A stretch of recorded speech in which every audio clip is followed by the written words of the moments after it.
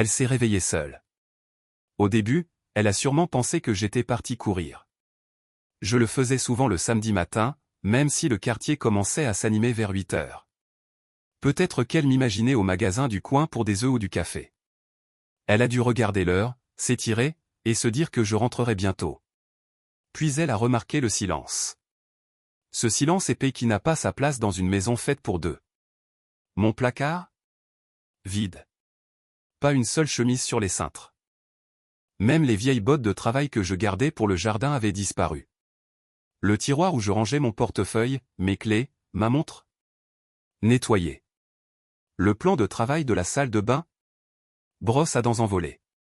Rasoir, envolé. Mon après-rasage envolé, sauf cette légère odeur de cèdre et de menthol qui restait accrochée dans le joint des carreaux comme un murmure.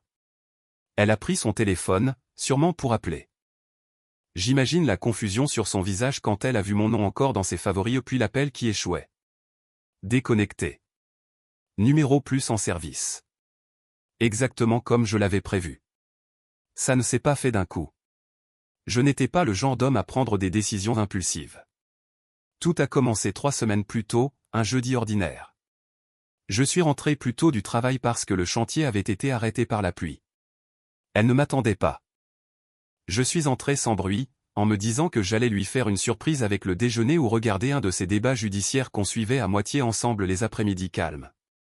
Je suis passé par la buanderie et j'ai vu le panier rempli de linge qu'elle avait sorti du sèche-linge. Par habitude, j'ai commencé à plier. C'est là que je l'ai vu. Un soutien-gorge en dentelle rouge. Il sentait encore l'adoucissant et un parfum léger. Pas le sien. Du moins, rien que je l'avais jamais vu porter. J'étais avec Elvire depuis 10 ans.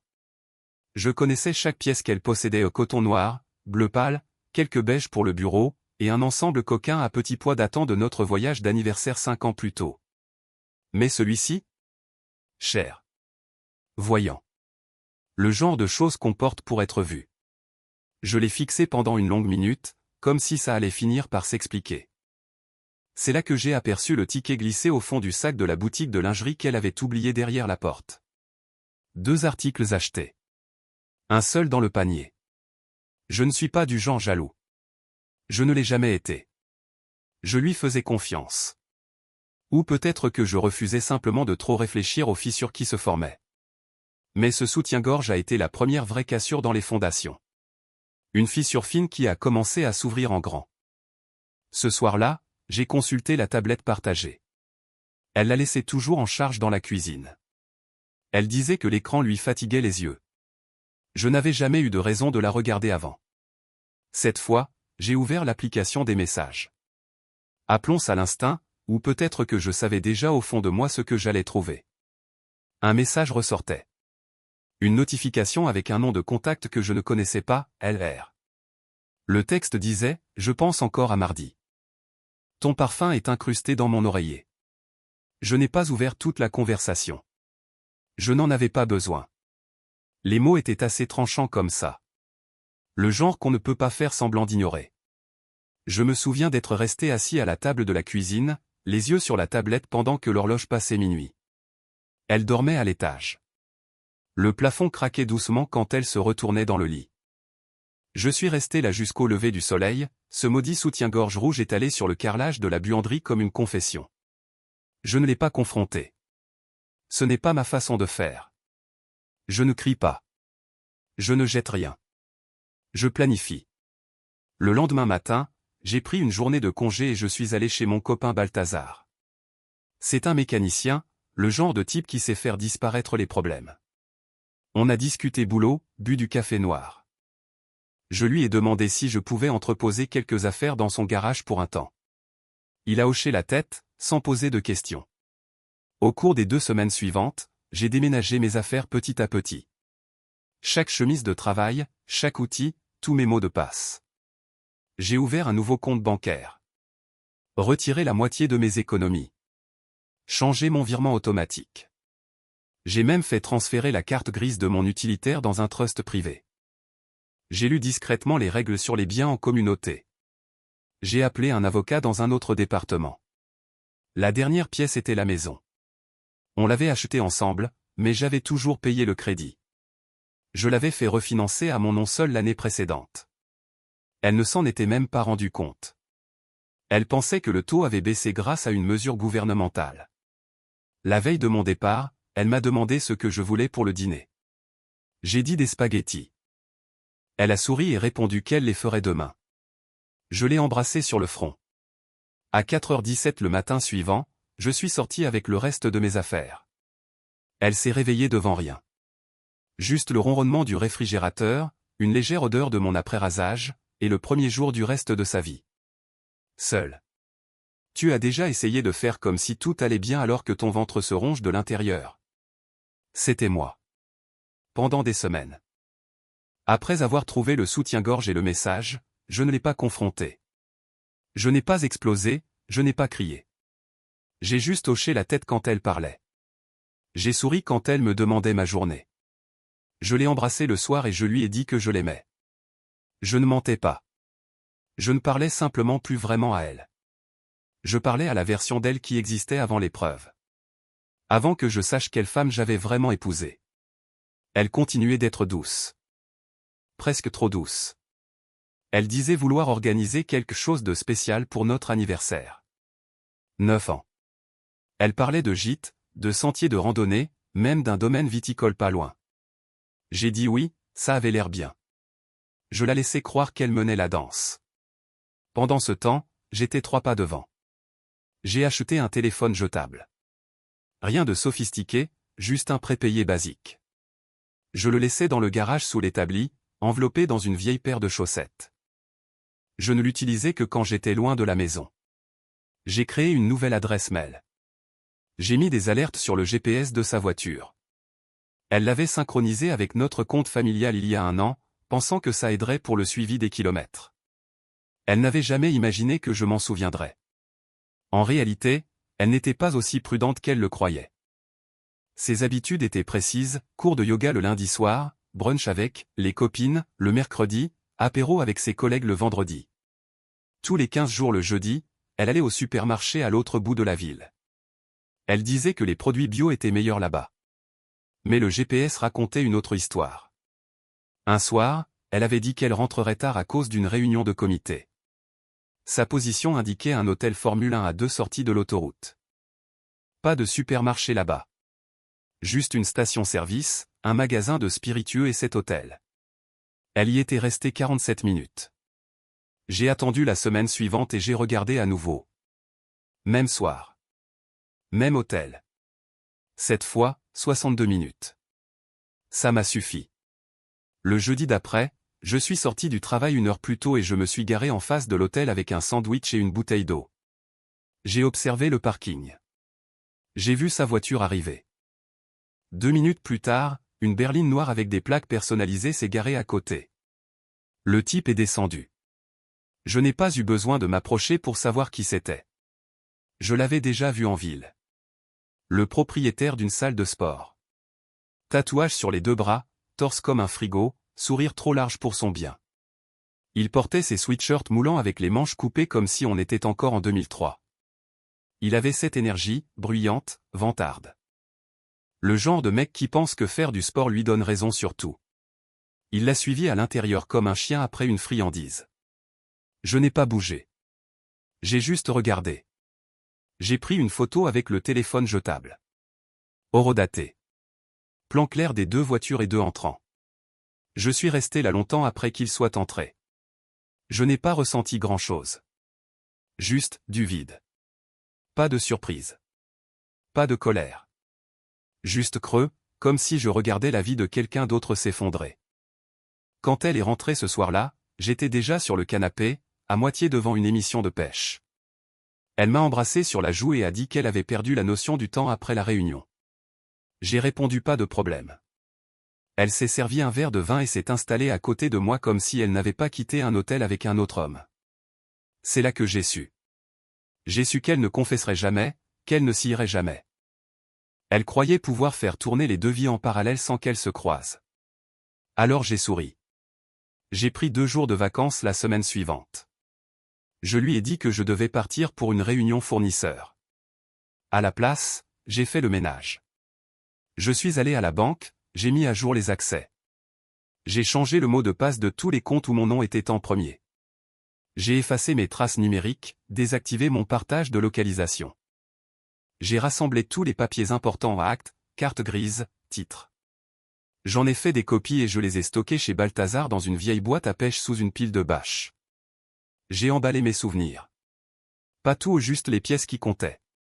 Vieille photo, la lettre que mon père m'avait écrite avant de partir, mon gant de baseball, le drapeau de l'enterrement de mon cousin. Des choses qui avaient du sens. Elle n'a rien remarqué de ce qui avait disparu. Ce week-end-là, elle m'a demandé si je voulais aller voir un domaine viticole pour notre voyage d'anniversaire. Elle parlait d'un endroit avec des gîtes et une cheminée. J'ai dit que ça avait l'air sympa. Je ne pensais qu'à une chose, à quel point c'était facile. À quel point la trahison porte bien son masque quand on ne regarde pas. À quel point il m'avait fallu 9 ans pour l'avoir vraiment. Le dimanche soir, tout ce dont j'avais besoin était en place. J'avais les preuves. J'avais le plan. Elle riait encore à quelque chose sur son téléphone quand je l'ai regardée de l'autre côté de la pièce en pensant, tu n'as vraiment aucune idée de ce qui arrive. Et ce fut le dernier week-end où j'ai été son mari. Quand je dis que j'ai disparu, je ne veux pas dire que j'ai fait une valise et que je me suis évaporé. Je veux dire que je me suis effacé de façon chirurgicale, délibérée ou comme si je n'avais jamais été là. Quand un homme est trahi dans sa propre maison, quand ses matins sont faits de routine et ses nuits d'affection feinte, il a le temps de réfléchir. De planifier. Et j'ai planifié son isolement comme si je dessinais les plans d'un chantier sur mesure. D'abord, l'argent. On avait toujours eu un seul compte joint pour les factures et les courses. C'était sa zone de confort. Elle aimait se connecter, voir le solde, penser que ça signifiait la sécurité. Ce qu'elle ignorait, c'est que 2 mois plus tôt, j'avais déjà viré la plupart de mes salaires sur un compte séparé dans une petite banque qu'elle ne connaissait pas. C'était une vieille habitude de mon oncle, qui disait toujours, garde toujours un tiroir dont personne n'a la clé. Un mardi matin, je suis allé m'asseoir avec le directeur d'agence, et avec 3 formulaires et une pièce d'identité, j'ai fermé complètement notre compte joint. Je lui ai laissé juste un relevé papier avec un solde à 0. Elle le verrait plus tard, probablement en essayant d'acheter son déjeuner. Je l'imaginais au café, passant sa carte et voyant la machine biper en rouge. Cette image me gardait calme. Ensuite, la maison. 1 an plus tôt, j'avais discrètement fait refinancer le crédit à mon nom seul. Elle pensait que c'était une baisse de taux ou une promotion spéciale de la banque. Je l'ai laissé le croire. Je n'en ai plus jamais parlé. J'ai juste rangé les papiers dans ma caisse à outils, sous les clés à douille. Au moment où je suis parti, cette maison m'appartenait légalement. Chaque mètre carré. Elle n'avait même jamais demandé les documents. Sa voiture est venue ensuite. Techniquement, je la louais. Elle la conduisait, mais les papiers étaient à mon nom. Les mensualités sortaient de mon compte. Elle avait choisi la couleur et les options au gris avec toit ouvrant, parce qu'elle disait que ça la faisait se sentir libre. J'ai appelé la société de leasing, j'ai déclaré le véhicule volé, et j'ai demandé le blocage GPS.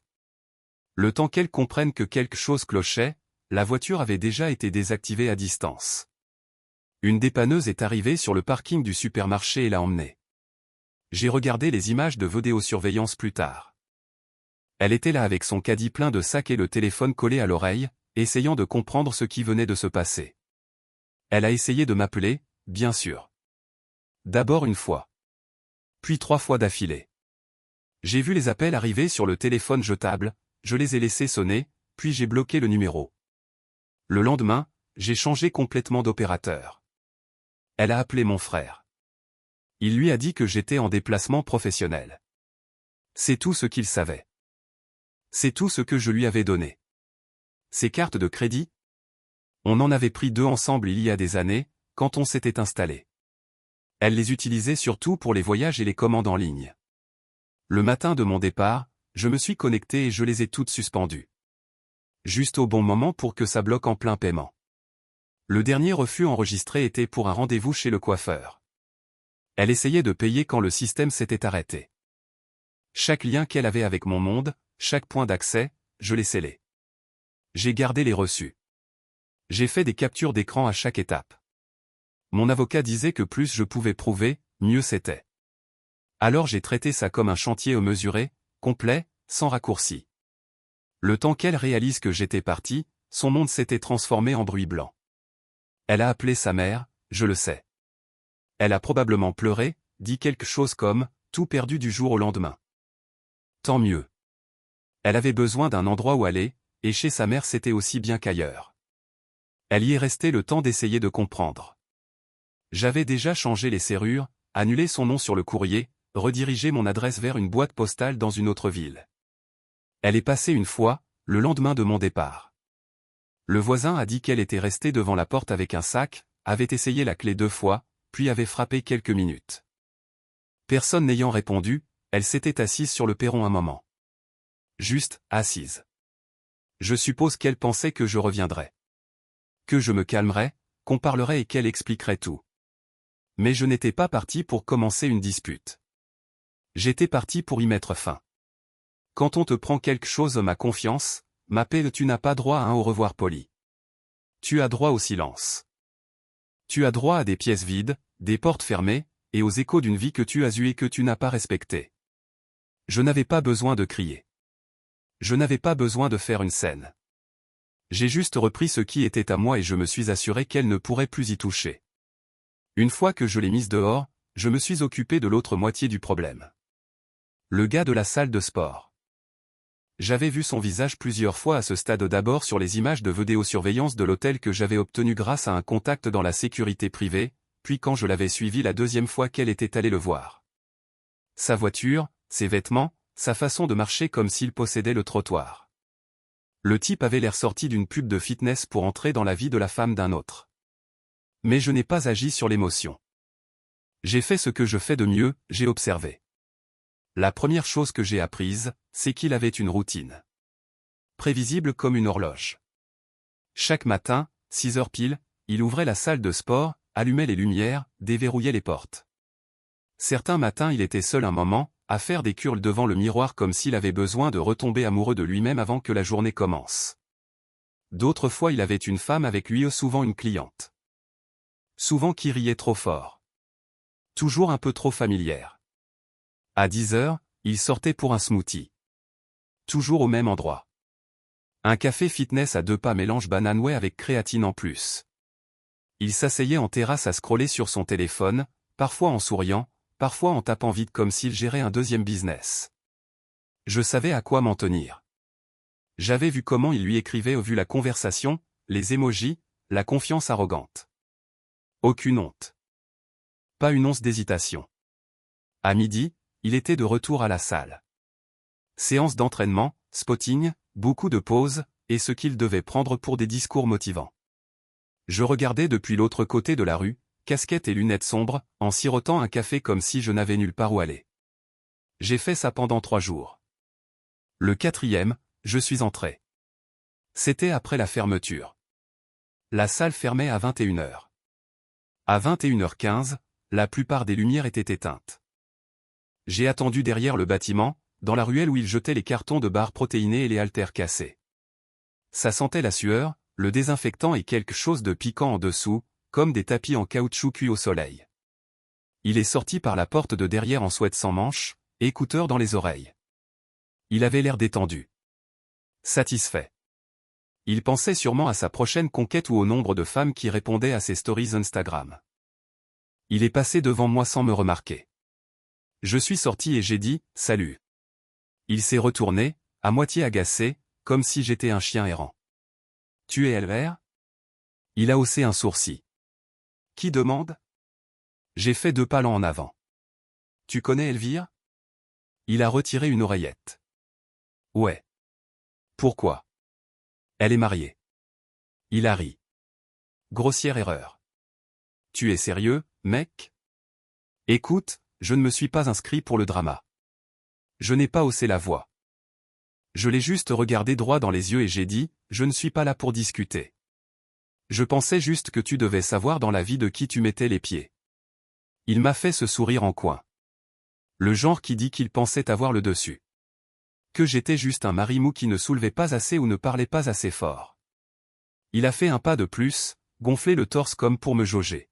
« T'as fini ?» a-t-il dit. J'ai hoché la tête. « Ouais. Toi aussi. » Puis je suis parti. Le lendemain matin, je suis allé au travail. J'avais tout rassemblé aux photos de lui et d'elle ensemble à l'hôtel, capture d'écran horodatée, quelques messages qu'elle avait oubliés sur la tablette, et une carte GPS de ses déplacements. Je n'allais pas les afficher sur un panneau publicitaire. Ce n'est pas mon style. Mais il dirigeait une entreprise, et les entreprises vivent ou meurent par leur réputation.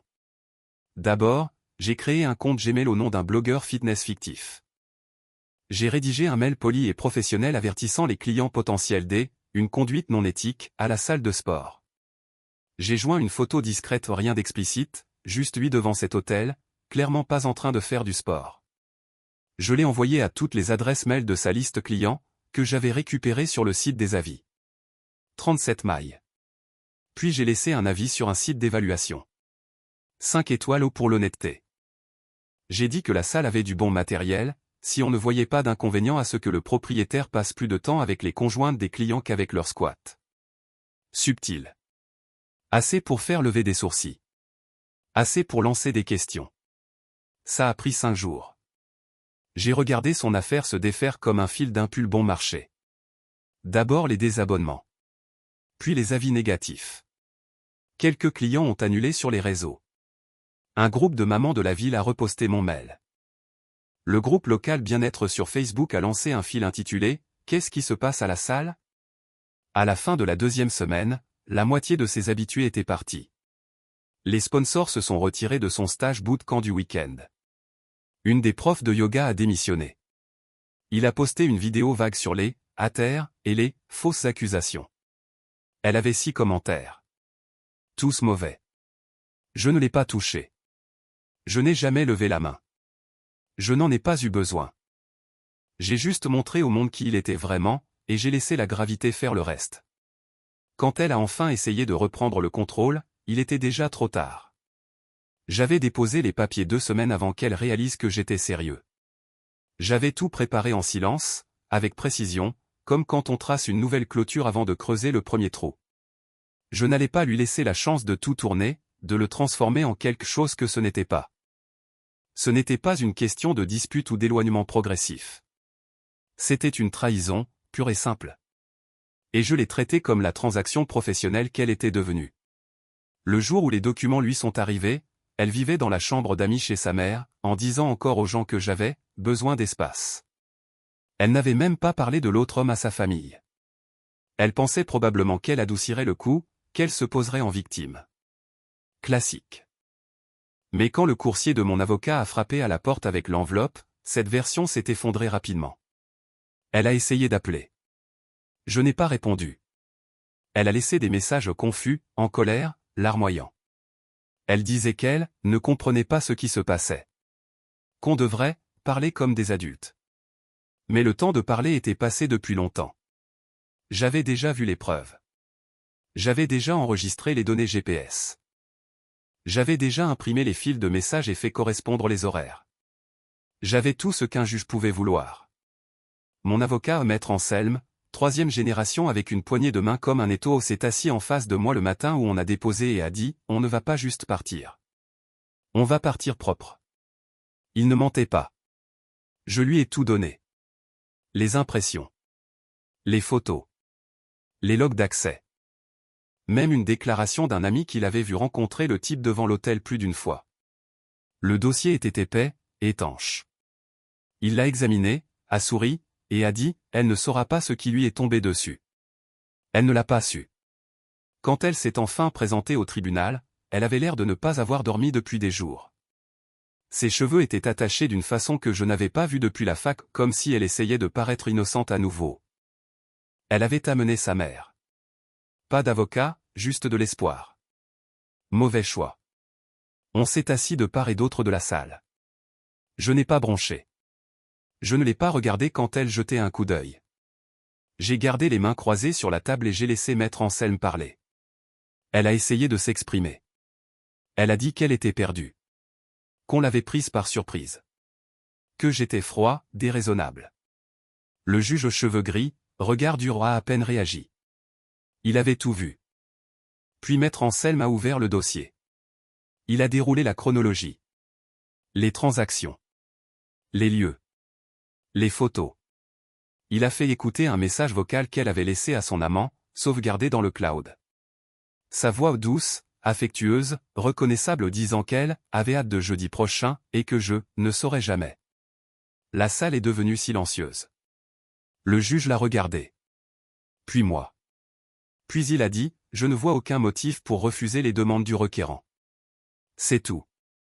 Pas de partage des biens. Pas de pension. Elle est partie avec une valise, 3 cartes de crédit gelées, et une liste de numéros qui ne répondaient plus. La maison? À moi. L'utilitaire? À moi. Les économies qu'elle pensait qu'on avait? Transférées. Les meubles? Je lui ai laissé la table de nuit de la chambre d'amis. Rien d'autre. Elle a pleuré là, dans la salle d'audience. Pas des larmes discrètes. Celles qui résonnent. Sa mère lui frottait le dos tout en me lançant des regards comme si j'avais fait quelque chose de mal. Comme si j'étais le méchant pour avoir défendu ce qui était à moi. Mais je n'ai pas scié. Je n'ai pas parlé. Je me suis levé, j'ai serré la main de maître Anselme, et je suis sorti par la grande porte comme si je venais de boucler un projet qui avait duré trop longtemps, coûté trop cher, mais qui était enfin terminé. Dehors, le ciel était clair. Lumineux. Ce soir-là, je suis allé chez mon frère. On a fait griller des steaks. On a regardé le match. On n'a pas beaucoup parlé de ça. Juste entrechoqué nos bières et hoché la tête. Il savait. Quelques jours plus tard, j'ai vu sur les réseaux qu'elle avait supprimé ses comptes. Elle en avait probablement marre d'expliquer pourquoi je n'étais plus dans le tableau. Peut-être que ses amis posaient trop de questions. Peut-être que le gars de la salle avait arrêté de répondre une fois que les mets avaient commencé à arriver. Je ne sais pas. Je m'en fichais. Le divorce ne m'a pas brisé. Il m'a libéré. Je pensais que c'était fini après le divorce. Je pensais qu'elle disparaîtrait dans le coin du monde qu'elle pouvait encore faire semblant de ne pas avoir brûlé. Mais une femme comme Elvire ne s'en va pas en silence. Sa fierté ne se plie pas juste parce que la vérité a frappé plus fort qu'elle ne l'attendait. 2 semaines après que le juge ait signé, j'ai reçu une nouvelle assignation, cette fois une plainte civile. Détresse émotionnelle. Abandon. Elle me poursuivait pour dommages et intérêts, disant que je m'étais évaporé du mariage, et que je l'avais laissé dans une angoisse mentale. Elle avait dû engager un avocat de seconde zone qui avait cru à son histoire larmoyante ou qui voulait juste un chèque. La plainte disait que j'avais causé son anxiété, ses difficultés financières et sa perte de relations sociales. Elle avait même ajouté une note sur l'humiliation sociale due à un isolement soudain. Mon avocat, maître Anselme, m'a appelé cet après-midi-là. Il a ri avant même de dire bonjour. « Tu veux la bonne nouvelle ou la meilleure ?» a-t-il demandé. Les deux, j'ai répondu. La bonne nouvelle, c'est qu'on va boucler ça si vite que ça n'ira même pas jusqu'à une audience digne de ce nom. La meilleure, c'est qu'on va lui faire regretter d'avoir signé les papiers. Il ne se trompait pas. On a déposé une demande reconventionnelle. On l'a remplie de tout ce qu'elle avait déjà vu à l'audience de divorce et plus encore. Le rapport de l'enquêteur privé. Les captures de messages. Les logs GPS. Les photos. Les horaires. Les reçus d'hôtel. L'historique des appels. Même l'horodatage du site de la salle montrant qu'elle s'était inscrite comme invitée 2 fois pendant mes déplacements professionnels. L'assistante de maître Anselme a tout organisé dans un dossier blindé. Il incluait une chronologie codée par couleur, indexée, référencée. L'ensemble ressemblait à un dossier fédéral. Quand son avocat a vu ça, ils ont essayé de négocier.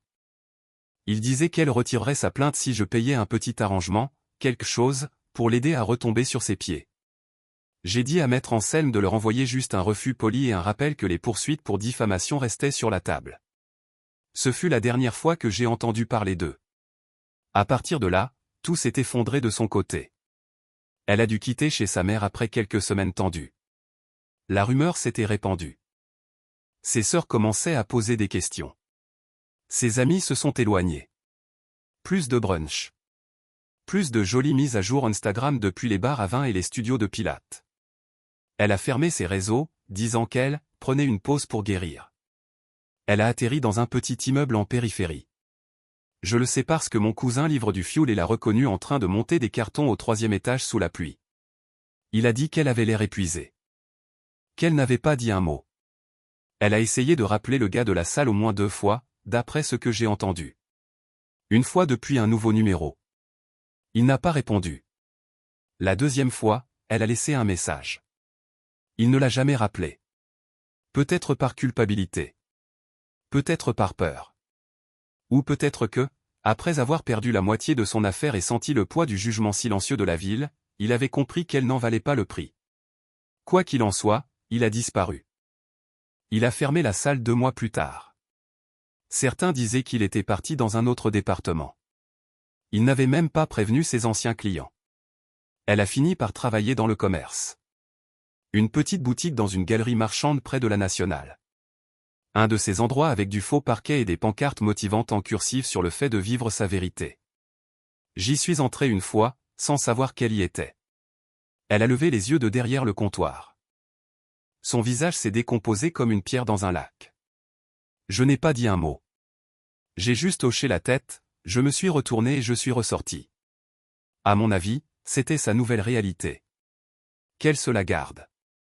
Quelques mois plus tard, mon copain l'a vu marcher vers son travail. Il a dit qu'elle avait l'air plus petite, plus mince. Pas seulement physiquement comme si on lui avait retiré toute la couleur. Il m'a demandé si je me sentais mal. J'ai répondu, non. Elle n'était pas punie. Elle vivait simplement la vie qu'elle avait construite avec ses propres choix. Plus de zone de confort où se cacher.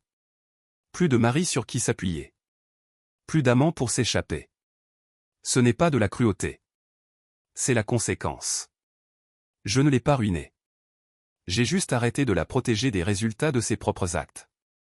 Il y a une différence. Et peut-être que maintenant, en pliant des chemisiers pour gagner sa vie et en mangeant son déjeuner au rayon promotion du snack de la station-service, elle a appris ce que coûte l'honnêteté quand elle n'est pas soutenue par des mensonges. Tant mieux pour elle. Après que tout se soit tassé après le tribunal, le silence, les retombées où j'ai emballé ce qui restait et je suis parti vers le sud. Je n'ai prévenu personne tout de suite. J'ai juste rempli l'utilitaire, programmé le GPS et pris la route longue pour sortir de la ville. J'avais besoin de temps sur la route. Quelque chose dans le ronronnement des pneus et le paysage qui défile toujours m'éclaircit l'esprit. Je me suis installé à Tours. J'y étais déjà passé, une fois pour le travail, une fois lors d'un voyage à travers la France. Les 2 fois, ça m'avait fait l'effet d'un endroit fait pour reconstruire. Quelque chose dans le mélange de vieilles pierres et d'acier neuf, de cafés cachés derrière des garages, de repas simples servis dans des endroits qui n'auraient pas dû tenir. Ce mélange de nouveaux départs et de kilomètres parcourus. Ça collait. J'ai loué un logement temporaire le temps de m'installer. Un 2 pièces, rien de luxueux, mais avec une terrasse arrière et un grand arbre qui laissait tomber ses feuilles comme des confettis dans le vent. J'aimais les regarder tomber. Ça me donnait une sorte de paix. En 2 mois, j'ai trouvé une maison en bordure de ville. Un plein-pied, façade en briques, garage indépendant à l'arrière. Un jardin assez grand pour un barbecue et un abri, et un petit atelier qui avait besoin d'un peu d'amour.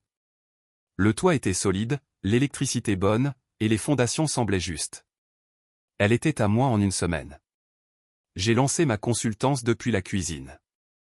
Rien de gros, juste moi, mon ordinateur portable et une cafetière qui ne refroidissait jamais. Je proposais du conseil en opération et système pour de petites entreprises logistiques, optimisation, gestion des fournisseurs. Des choses que la plupart des gens détestent faire. J'étais bon là-dedans. Et quand le bouche à oreille a dit que je ne surfacturais pas et que je tenais toujours les délais, les affaires ont décollé. Les clients appelaient. Les chèques arrivaient. La vie avançait. Les week-ends, j'ai recommencé à construire. Pas des maisons ou des tableaux Excel. Des motos. J'étais passionné de 2 roues depuis mes 16 ans. Ma première bécane était une vieille Yamaha Access 650 que j'avais achetée avec l'argent des tontes de pelouse. Je l'avais retapée dans le garage de mon père, j'avais tout appris dans de vieux magazines et avec les mains pleines de graisse. Cette vieille Yamaha m'avait appris la patience, le respect du temps, du couple et des essais-erreurs. À Tours, j'ai transformé le garage en atelier. J'ai installé un pont. Des étagères. L'éclairage et j'ai acheté des pièces sur des sites d'occasion et des forums. J'en ai monté une, puis une autre. Le mot s'est répandu. Des gars du centre-ville passaient, demandant si je pouvais les aider avec les leurs. Je ne faisais pas payer au début. J'aimais juste le travail. La concentration. La façon dont le métal et la mécanique s'assemblaient sous tes mains. Un après-midi d'octobre, j'étais à une petite expo de moto près de la rivière, juste un événement local, rien de grand, quand j'ai rencontré Aveline. Elle avait un stand à côté du mien. Elle vendait des articles en cuir, ceinture, sacs, sangles. Elle travaillait de ses mains. Elle portait du denim comme une armure, avait des cales au pouce et de la peinture sous les ongles. Elle marchait avec détermination, parlait doucement mais avec précision. Le genre de personne qui ne gaspille pas un mot à moins qu'il en vaille la peine. On a commencé à discuter autour d'un café. Ça s'est transformé en déjeuner tardif. Puis en balade au-delà des collines. Elle roulait une vieille Triumph avec un ralenti qui tout sautait et une poignée qui demandait du doigté. Elle disait qu'elle l'aimait comme ça. Rien qui te résiste n'est jamais ennuyeux, m'a-t-elle dit. On n'a pas précipité les choses. On a parlé. On a roulé. On a construit la confiance avec de l'espace entre les lignes. Elle ne m'a jamais demandé mon passé au pas directement. Mais elle a écouté quand je lui ai dit que j'avais dû une fois m'éloigner d'un incendie sans faire de bruit. Elle a hoché la tête comme si elle comprenait plus que ce que j'avais dit. Aveline n'avait pas besoin de toute l'histoire. Elle avait juste besoin de l'homme qui en était sorti.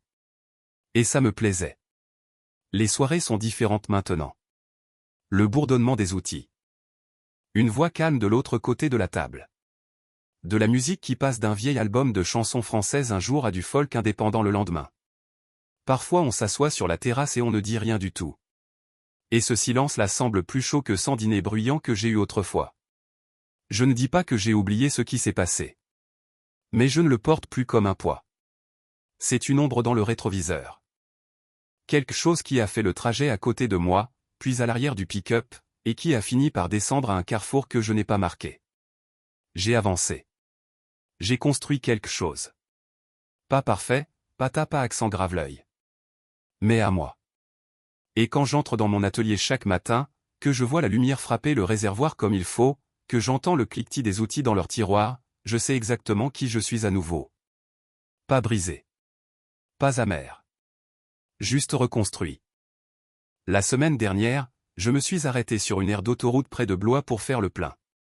Rien de spécial, juste une station-service ordinaire où les écrans des pompes sont ternis et le béton craquelé par trop d'été. J'étais à mi-chemin du remplissage quand j'ai regardé de l'autre côté du parking et je l'ai vue. Elvire. Je ne l'avais pas vue depuis presque un an.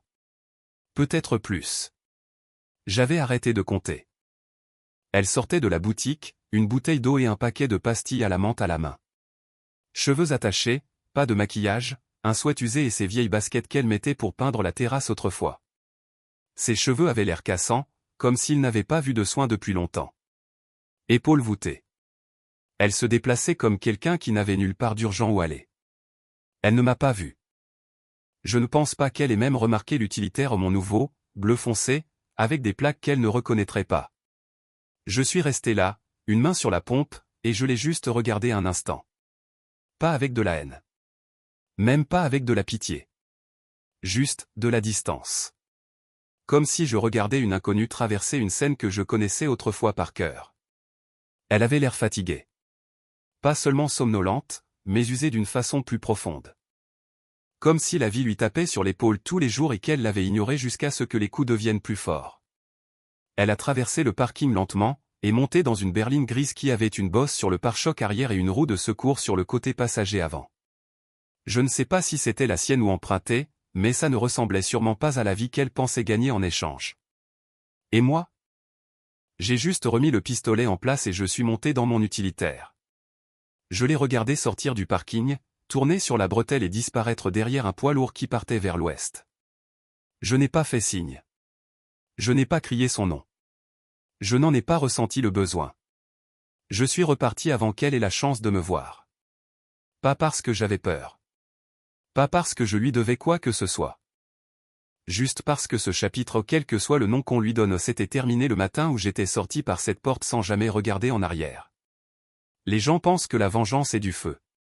Spectaculaire. Bruyante. Dramatique. Mais ce n'est pas comme ça que ça marche. Pas pour des hommes comme moi. Pas pour ceux qui pensent avec leurs mains et qui vivent les pieds sur terre. Ma vengeance? Elle est silencieuse. Elle est délibérée. C'est chaque petit geste que j'ai fait en gardant la bouche fermée et en documentant chaque détail. C'est chaque clé que j'ai changée, chaque compte que j'ai verrouillé, chaque mensonge qu'elle a essayé de raconter et qui s'est défait devant un juge qui n'a pas scié. C'est le silence dans ma maison maintenant, rempli de paix au lieu de suspicion. L'odeur de graisse de moteur et de bois frais dans mon garage. La lumière chaude de la lampe qu'Aveline a trouvée au vide-grenier et qui fait que chaque pièce semble habitée. La vengeance n'est pas crier dans une salle d'audience ou casser les affaires de quelqu'un. C'est les regarder marcher dans leur nouvelle vie, en sachant qu'ils l'ont construite sur leurs propres cendres. Et toi? Tu es juste parti. Libre. Il y a une clarté dans le fait de recommencer que la plupart des gens n'atteignent jamais, je pense. Celle qui vient non pas en effaçant le passé, mais en le comprenant si bien qu'on peut le laisser dans le rétroviseur sans y penser deux fois. Elle est quelqu'un que j'ai connu autrefois. Un chapitre fermé sans fin dramatique. Pas de confrontation finale. Juste un lent fondu au silence. Et moi? J'ai de l'huile sous les ongles, une femme qui sait écouter sans poser trop de questions, et une petite maison qui reste calme la nuit pour toutes les bonnes raisons. Le feu qu'elle avait allumé ne m'a jamais touché. Je l'ai traversé, calme, la tête haute, et j'en suis sorti plus propre de l'autre côté. C'est ça, la trahison, ça brûle vite. Mais ma justice à moi? Elle refroidit lentement. Elle prend son temps. Et quand elle arrive, il ne reste plus rien à discuter. C'est comme ça qu'on termine une histoire. Pas avec du bruit. Mais avec le son des pneus sur la route quand on s'éloigne, sans jamais regarder en arrière.